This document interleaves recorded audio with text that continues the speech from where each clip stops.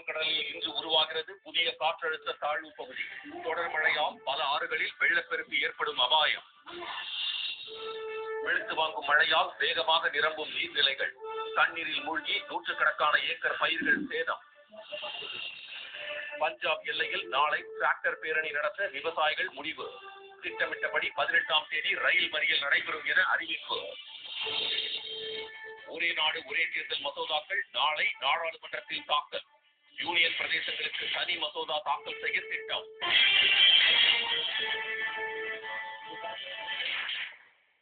வணக்கம். வங்கக்கடலில் அந்தமான் அருகே இன்று புதிதாக ஒரு குறைந்த காற்றழுத்த தாழ்வு பகுதி உருவாகிறது.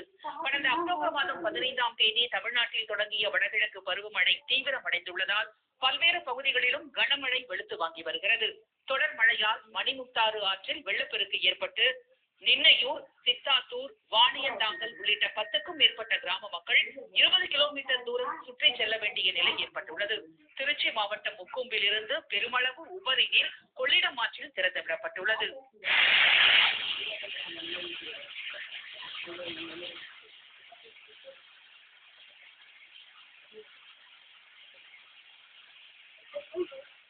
மதுரை மேலூர் சுற்றுவட்டார பகுதிகளில் பெய்த கனமழையால் சாலைகளில் தண்ணீர் பெருக்கெடுத்தது.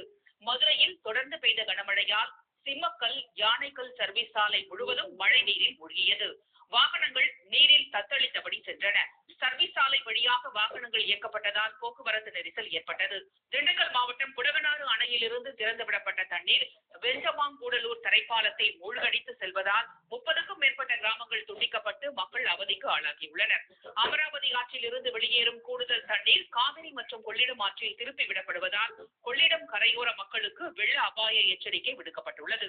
தாழ்வான பகுதியில் வசிக்கும் பொதுமக்கள் பாதுகாப்பான இடத்திற்கும் மற்றும் செங்கல் சூளையில் பணிபுரியும் பணியாளர்கள் பாதுகாப்பாக இருக்க வேண்டும் என்றும், மேலும் பொதுமக்கள் கால்நடைகளை மேய்க்கவோ, குளிப்பாட்டவோ, குளிக்கவோ, துணி துவைக்கவோ கொள்ளிட ஆற்று பக்கம் போக வேண்டாம் என்று தூத்துக்குடி துறைமுக சாலையில் அமைந்துள்ள கோயில் பிள்ளை நகர் உள்ளிட்ட பகுதிகளில் குடியிருப்புகளில் மழைநீர் சூழ்ந்தது.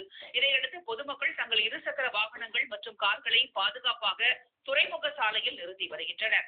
ஸ்ரீவைகுண்டம் அணை கரையோரம் உள்ள நதிக்கரை சுப்பிரமணிய சுவாமி கோயிலுக்குள் தண்ணீர் புகுந்த நிலையில் கிருஷ்ணன் கோயில் சுற்றுச்சுவர் உடைந்திருக்கலாம் என பொதுமக்கள் அச்சம் தெரிவித்தனர்.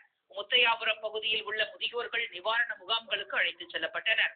தாமிரபரணி ஆற்றில் தண்ணீர் பெருக்கெடுத்துள்ளதால் அகஸ்தியர் அருவியில் கடும் வெள்ளப்பெருக்கு ஏற்பட்டுள்ளது.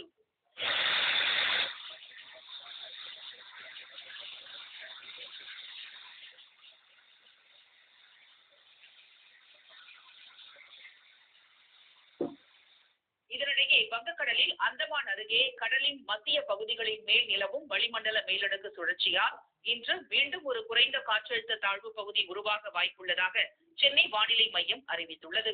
அது மேலும் வலுப்பெற்று மேற்கு வடமேற்கு திசையில் தமிழக கடலோர பகுதிகளை நோக்கி நகரலாம் என்று கணிக்கப்பட்டுள்ளது. இதனால் இன்று தென்காசி, விருதுநகர், தூத்துக்குடி, திருநெல்வேலி, கன்னியாகுமரி மாவட்டங்களில் கனமழை பெய்யக்கூடும் என்றும், நாளை ராமநாதபுரம், புதுக்கோட்டை, தஞ்சாவூர், திருவாரூர், நாகப்பட்டினம், மயிலாடுதுறை மாவட்டங்கள் மற்றும் காரைக்காலில் கனமழை பெய்ய வாய்ப்புள்ளதாக எச்சரிக்கப்பட்டுள்ளது. தமிழ்நாட்டில் கொட்டி வரும் கனமழை காரணமாக நீர்நிலைகள் நிரம்பி வழிவதால் வட மற்றும் டெல்டா மாவட்டங்களில் ஆயிரக்கணக்கான ஏக்கர் நெற்பயிர்கள் நீரில் மூழ்கி சேதமடைந்துள்ளன. திருவள்ளூர் மாவட்டம் புதுப்பட்டு கிராமத்தில் நெல் அறுவடை செய்ய இயந்திரம் கிடைக்காமல் விவசாயிகள் காத்திருந்த நிலையில் 50 ஏக்கர் நெற்பயிர்கள் மழை நீரில்